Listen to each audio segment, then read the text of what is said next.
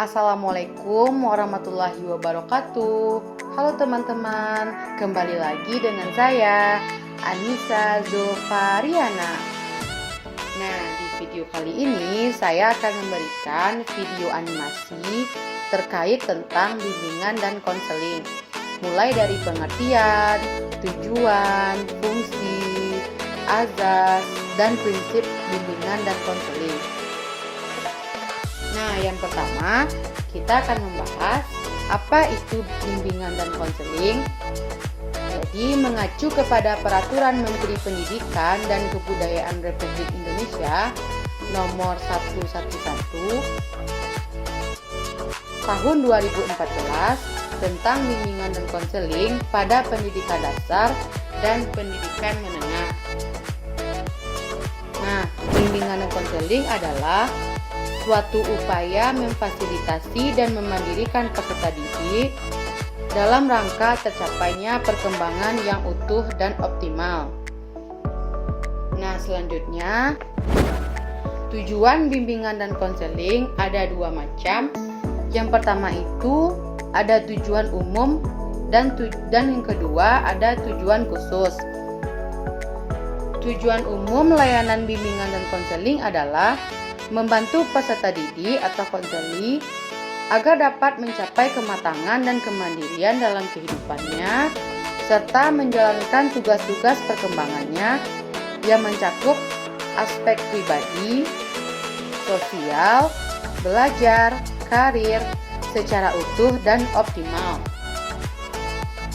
Dan tujuan khusus layanan bimbingan dan konseling adalah membantu konseli agar mampu, yang pertama, memahami dan menerima diri dan lingkungannya, dan yang kedua, merencanakan kegiatan penyelesaian studi, perkembangan karir, dan kehidupannya di masa yang akan datang, dan yang ketiga, mengembangkan potensinya seoptimal mungkin, yang keempat, menyesuaikan diri dengan lingkungannya, dan yang kelima, mengatasi hambatan atau kesulitan yang dihadapi dalam kehidupannya, dan yang keenam, mengaktualisasikan dirinya secara bertanggung jawab.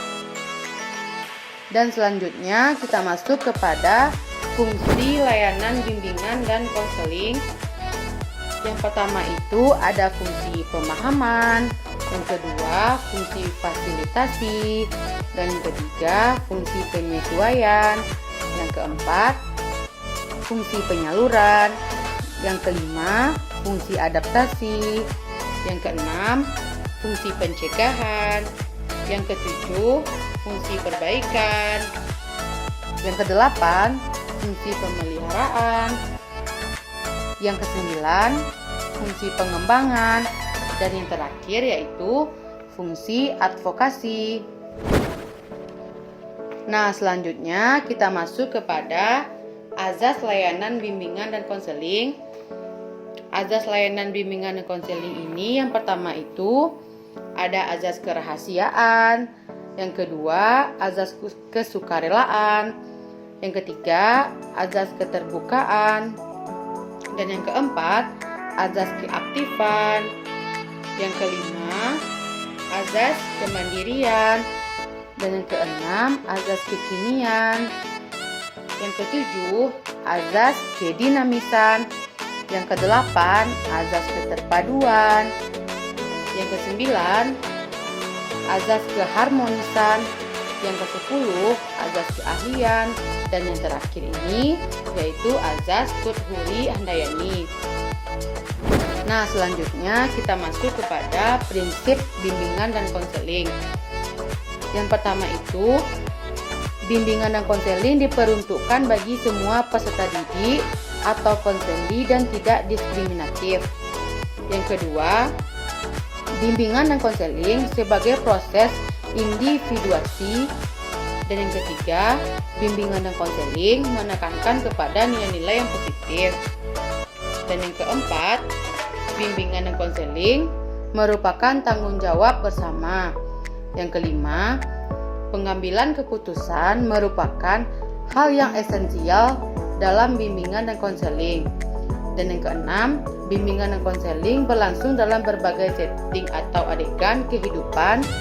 Yang ketujuh, bimbingan dan konseling merupakan bagian integral dari pendidikan.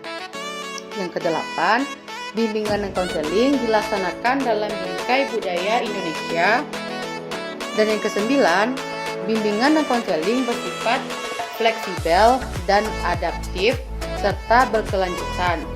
Yang ke-10, bimbingan dan konseling bersifat diselenggarakan oleh tenaga profesional dan kompeten.